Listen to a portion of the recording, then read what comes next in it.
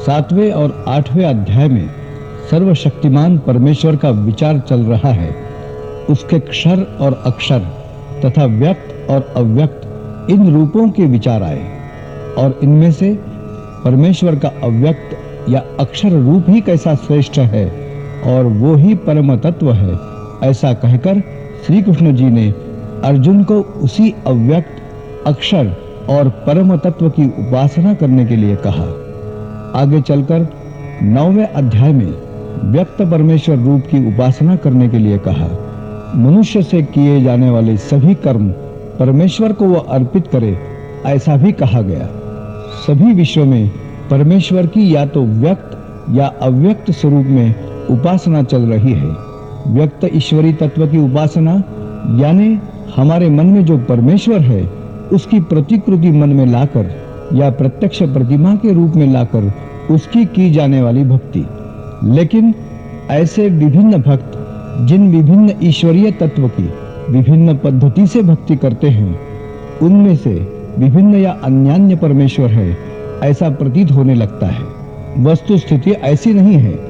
ऐसे विभिन्न रूपों की भक्ति करते समय लोगों को चाहिए कि इन सभी व्यक्त या अव्यक्त उनके मन में स्थित ईश्वरीय रूपों के पीछे जो तत्व है वो है सर्वशक्तिमान, सर्वव्यापी, अनादि, अनंत, अरूप, एकमेवैसी परमेश्वरीय शक्ति। अर्जुन के मन में ऐसा प्रश्न आया है कि कई लोग व्यक्त ईश्वरीय रूप की पूजा या भक्ति करते हैं तो कई लोग अव्यक्त ईश्वरीय तत्व की पूजा करते हैं। ऐसे दोनों भक्तों में से श्रेष्ठ भक्त कौन सा है, कौन है?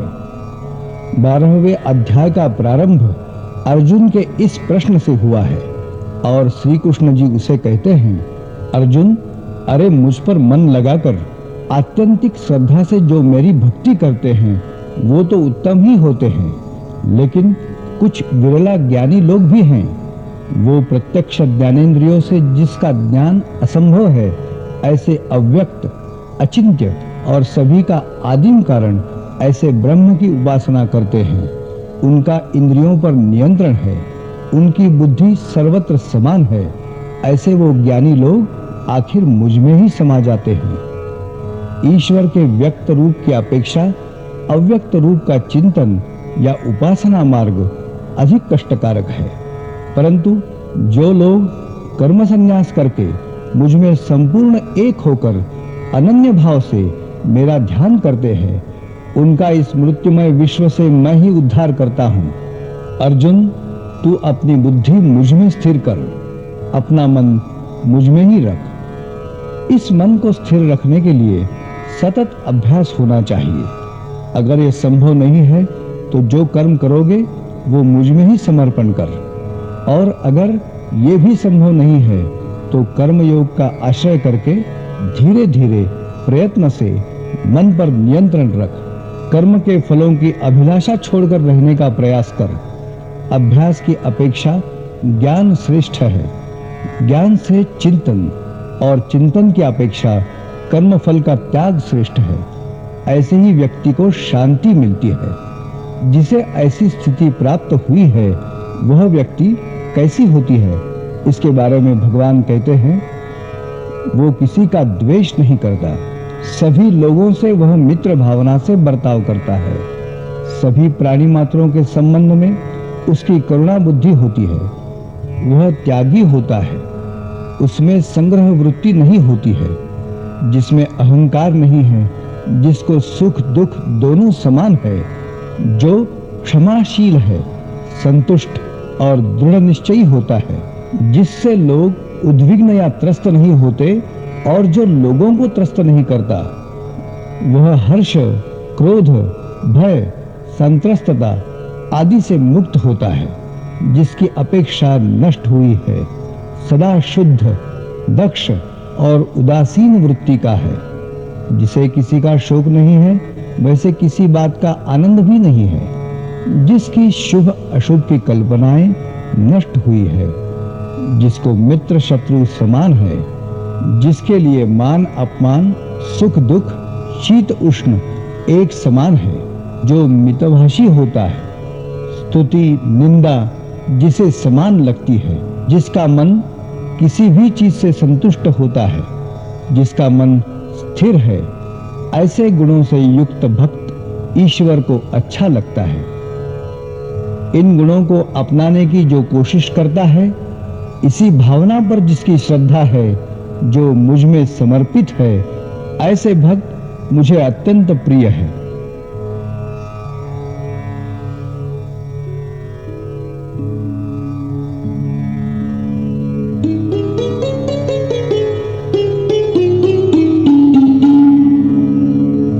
अर्जुन उवाच एवं सततयुक्ता ये भक्तास्त्वां पर्युपासते ये चाप्यक्षरमव्यक्तं तेषां के योगवित्तमाः। श्रीभगवानुवाच मय्यावेश्य मनो ये मां नित्ययुक्ता उपासते श्रद्धया परयोपेताः ते मे युक्ततमा मताः। ये त्वक्षरमनिर्देश्यम् अव्यक्तं पर्युपासते सर्वत्र गमचिन्त्यं च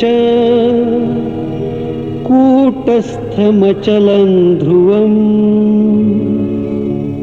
सन्नियम्येन्द्रियग्रामौ सर्वत्र समबुद्धयः ते प्राप्नुवन्ति मामेव सर्वभूतहिते रताः। क्लेशोऽधिकतरस्तेषाम् अव्यक्तासक्तचेतसाम् अव्यक्ता हि गतिर्दुःखम् देहवद्भिरवाप्यते।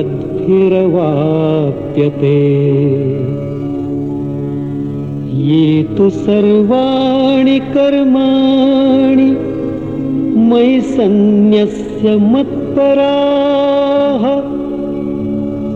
अनन्येनैव योगेन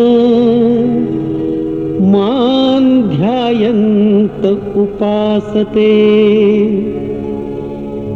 तेषामहं समुद्धर्ता मृत्युसंसारसागरात् भवामि न चिरात् पार्थ मय्यावेशितचेतसाम्।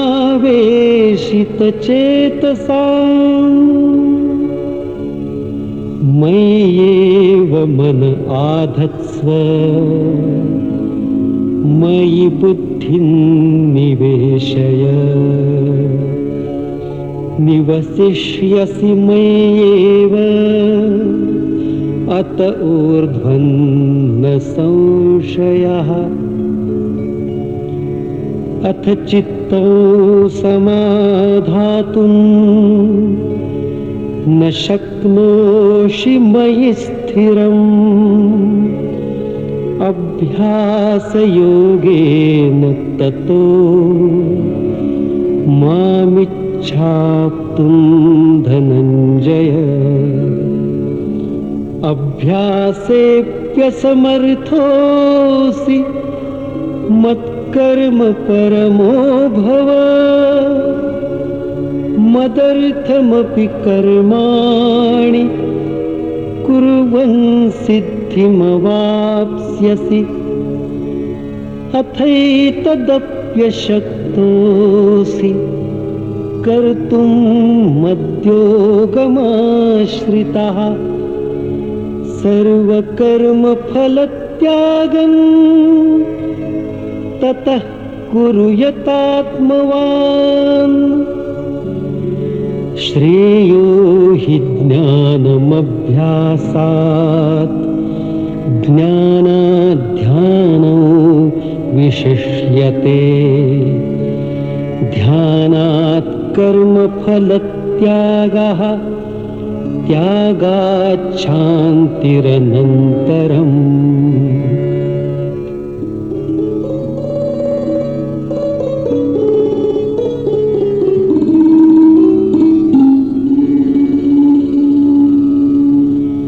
अद्वेष्टा सर्वभूतानां मैत्रः करुण एव च निर्ममो निरहङ्कारः समदुःखसुखः क्षमे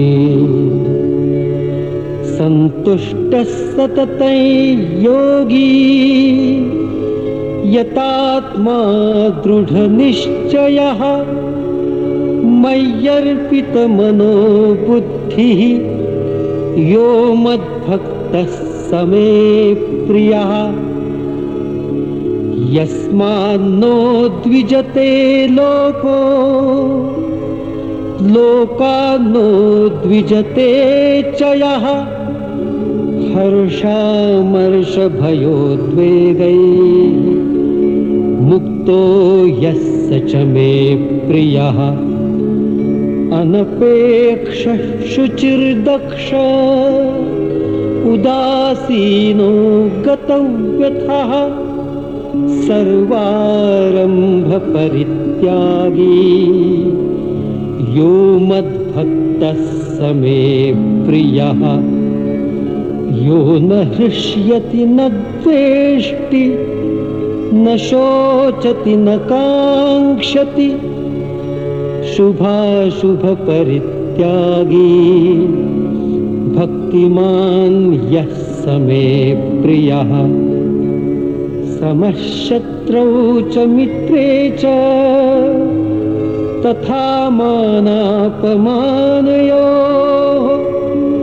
शीतोष्णसुखदुःखेषु समः सङ्गविवर्जितः तुल्यनिन्दास्तुतिः मौनी सन्तुष्टो येन केनचित् अनिकेतस्थिरमतिः भक्तिमान् मे प्रियो नरः ये तु धर्म्यामृतमिदं